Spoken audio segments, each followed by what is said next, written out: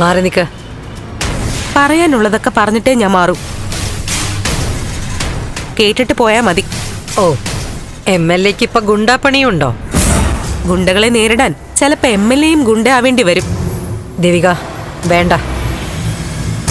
മുമ്പ് നമ്മൾ തമ്മിലൊരു വെല്ലുവിളി ഉണ്ടായെങ്കിലും നിന്നൊരു ശത്രുവായിട്ട് കാണാതിരിക്കാൻ ഞാൻ ശ്രമിക്കുക. അതുകൊണ്ട് തന്നെ ഒരു തർക്കവും ബഹളമൊന്നും വേണ്ട. ദേവിക പൊക്കോ.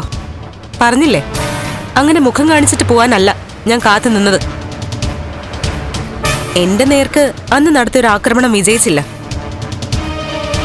ഗിരീഷേട്ടൻ വന്ന് എന്നെ രക്ഷപ്പെടുത്തി.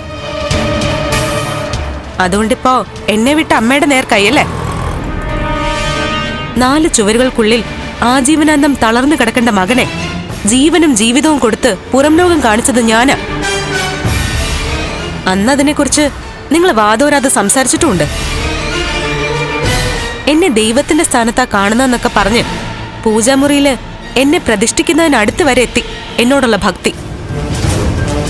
എന്നിട്ടിപ്പോ ഞാൻ ആളാക്കി വിട്ട നിങ്ങളുടെ മകനെ കൊണ്ട് തന്നെ എന്റെ അമ്മയെ അപമാനിച്ചിരിക്കുന്നു അല്ലേ? ഞാൻ ജനങ്ങളുടെ മാത്രമല്ല, എന്റെ വീടിന്റെയും കൂടി പ്രതിനിധിയാ. ഒരു മുന്നറിയിപ്പ് തരിക. ഇനി ഒരിക്കൽ കൂടി ഞങ്ങളുടെ കുടുംബത്തിലെ ആരുടെയെങ്കിലും നേർക്ക് ഭീഷണിയുമായിട്ട് ഋഷി വന്ന അവനെ ആ പഴയ അവസ്ഥയിലേക്ക് തന്നെ ഞാൻ തിരിച്ചയക്കും. പിന്നെ ജീവിതകാലത്ത് ആ കട്ടിലിൽ നിന്ന് അവൻ എഴുന്നേക്കില്ല. കൊള്ളാം, സമ്മതിച്ചിരിക്കുന്നു. എനിക്ക് അഭിമാനമുണ്ട്. എന്റെ ശമ്പളക്കാരിയായി എന്റെ മുമ്പിൽ പേടിച്ച് വിറച്ചു നിന്നിരുന്ന ദേവിക എന്ന സ്റ്റാഫ് എന്റെ നേർക്ക് വിരൽ ചൂണ്ടി സംസാരിക്കാൻ മാത്രം വളർന്നല്ലോ. പക്ഷെ ഒരു കാര്യം നീ മറന്നുപോയി. നിന്നെ ഈ അവസ്ഥയിലേക്ക് ഉയർത്തിയത് ഞാനാ.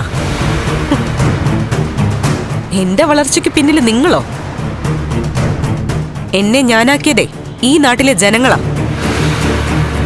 നിങ്ങൾ എന്നെ തെരഞ്ഞെടുപ്പിൽ മത്സരിപ്പിക്കാൻ നിർത്തിയതേ എനിക്ക് വേണ്ടി ആയിരുന്നില്ല,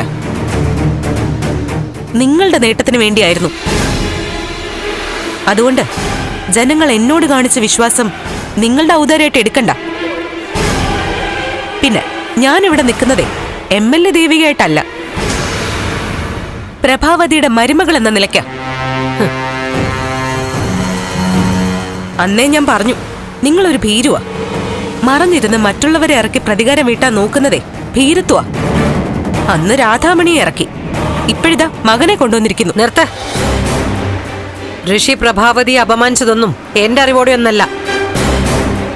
പ്രഭാവതി അവനോട് കാണിച്ചതൊക്കെ അവന്റെ ഉള്ളിൽ തന്നെയുണ്ട്.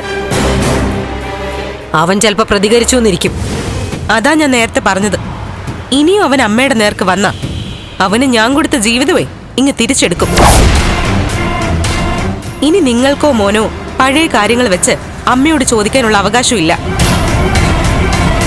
കാരണം അമ്മ അന്ന് സ്റ്റേഷനിൽ ചെന്ന് കുറ്റമൊക്കെ ഏറ്റതാ. ഏത് ശിക്ഷയും സ്വീകരിക്കാൻ തയ്യാറായതാ. നിങ്ങളാ പറഞ്ഞത് പരാതിയില്ലെന്നും അന്ന് സംഭവിച്ചത് അപകടമാണെന്നും. നിങ്ങൾ എഴുതി കൊടുത്ത ആ രേഖയും സ്റ്റേഷനിലുണ്ട്. അന്ന് പരാതിയില്ലെന്ന് പറഞ്ഞതേ ഇങ്ങനെ പകരം വീട്ടാൻ ഉദ്ദേശിച്ചിട്ടാണെങ്കിലേ അരുന്ധതി മാഡം, അത് നടക്കാൻ പോകുന്നില്ല. ഞാൻ ജീവിച്ചിരിക്കുന്നിടത്തോളം കാലം നിങ്ങൾ ജയിക്കാൻ പോകുന്നില്ല.